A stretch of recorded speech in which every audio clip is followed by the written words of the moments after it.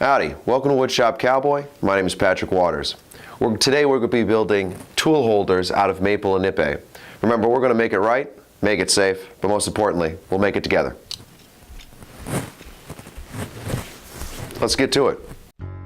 So let's take a look at the tools that we're going to be hanging. We have some pliers, some screwdrivers, some files, a couple chisels, some adjustable wrenches, and quite a few knives. So we're going to be putting them in this corner of the tool board, and for anything with a hole in it, I'm simply going to get a nail and mark it and pop it on in and hang it. It's going to be quick, it's going to be simple, and really quite effective.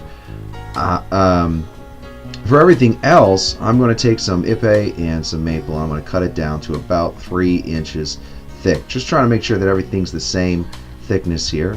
And then I'm going to mark off a couple grooves on each side, about a ½ inch or so on in from the long edge. Then I'll split that length up into however many. This is for the screwdriver, so I think I use about 8 or 9 holes in it. And I want to double check, make sure that the diameter of my holes are large enough to fit the diameter of whatever I'm going to be putting in there. So, you know, I got to check the thickness of the screwdriver, especially that the wide blade on the flat screwdrivers, and I wanted to double check for the thickness of a 4-in-1 right there, make sure that it's big enough to fit there.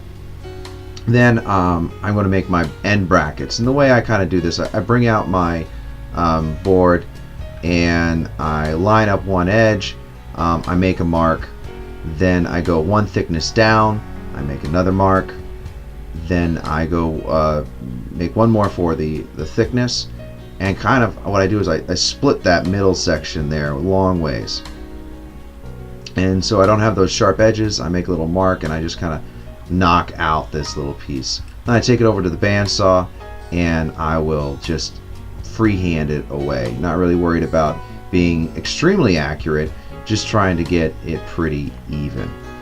So here I am setting my guy up so I can set it up safe. I drop the guard just high enough that I can see and just low enough that I won't lose a finger if I accidentally put it through.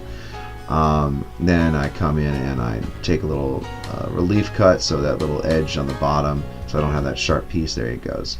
And I cut it through to the full size. Now I'm relatively experienced, so I can kind of put it through safely with my hands that close. But if you don't feel comfortable with it, move your hands back or use a push stick. It's quite simple. Moving over to the drill press, I get the proper Forstner bit, and it's a pretty quick process.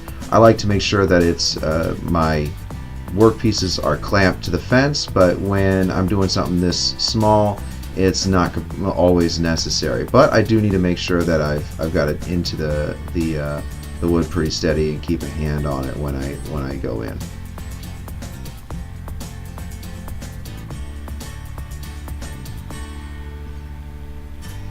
And you can see it's a pretty quick run,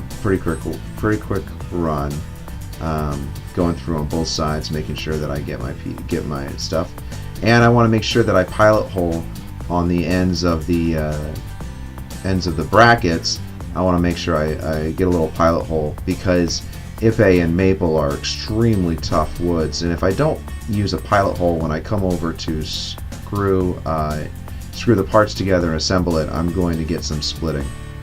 Here I'm just using my pocket hole jig to put a single pocket hole into the shelving bracket. This is what's actually going to attach the bracket itself to the tool wall.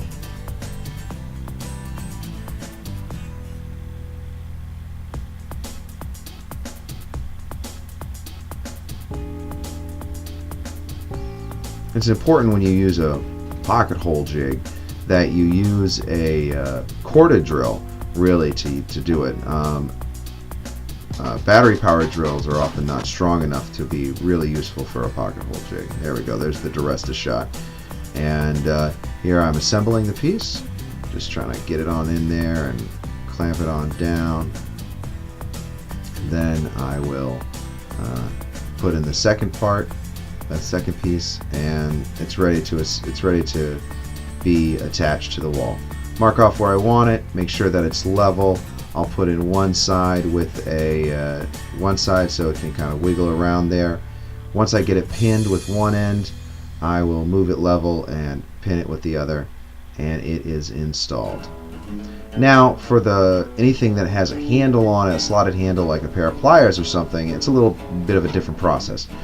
I had a lot more of these tools, so I make a groove, and then what I do is I come in with the bandsaw and I rip it down to length. You can do it on the table saw, but a table saw takes a much bigger kerf, so I decided to use a bandsaw so I didn't have to account for that kerf in the design. Then I'm cutting out kind of a slot in the middle here, using the pieces of pull stick, and then all I'm going to do is hot glue that slot back together so it goes back to roughly its original thickness.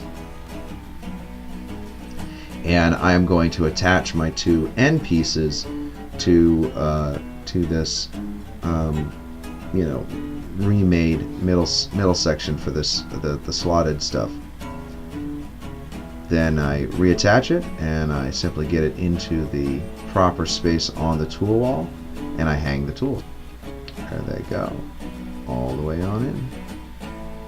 And what's really nice is this one can be used to put the chisels in there. So these aren't my nice chisels, those are my beat up chisels, and those are the ones I use. Now every once in a while you get something small and it needs its own hanger. So I developed this kind of semicircular U flange shape tool holders for a lot of my guys. This is specifically for the 4 or 5 nail punches that I use. There's that final shape. Then I take it over to the drill press and I will cut. Now I simply place it where I want it and I screw it on in, making sure that I've used a pilot hole and a countersink bit on the ipe. It's super critical that you use that on the ipe. Well, there you have it, 3 ways to attach tools to a wall. Hey, if you enjoyed this project and you want to see others like it, why don't you come by woodshopcowboy.com and you can see all the different projects that I've been building and sharing over the years. If you really want to learn woodworking, I teach classes down at Nova Labs and you can come find me there. Let's go. That's one of the best hugs in the world.